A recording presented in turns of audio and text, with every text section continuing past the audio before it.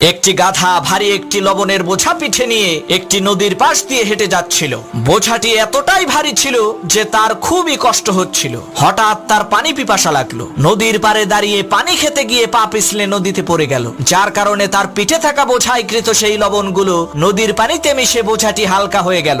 গাধা তো মহা খুশি। সে মনে করলো সে বিশাল বড় একটি জিনিস আবিষ্কার করে ফেলেছে। সে ভেবেছিল নদীর পানিতে নামলেই মনে হয় বোঝা হালকা হয়ে যায়। পরের দিন সেই গাধাটি বড় একটি তুলার বোঝা পিঠে নিয়ে ক্লান্ত হয়ে গেল। পথিমধ্যে একটি নদী দেখে সে খুবই খুশি হলো। হোঁচট খাওয়ার ভান করে সে নদীর পানিতে বসে পড়লো। এতে করে সেই গাধার পিঠে থাকা তুলার বোঝাটি নদীর পানিতে ভিজে আরো ভারী হয়ে গেল, যার কারণে সেই গাধাটি আর উঠে দাঁড়াতে পারলো না। ওই গাধার মতো কিছু পাপী আছে যারা নিজেদেরকে ওই গাধার মতোই বহুত বড় জ্ঞানী আর বুদ্ধিমান মনে করে, কিন্তু কয়েকদিন পরে এমন ধরা খায় উঠে দাঁড়ানোর আর শক্তি থাকে না।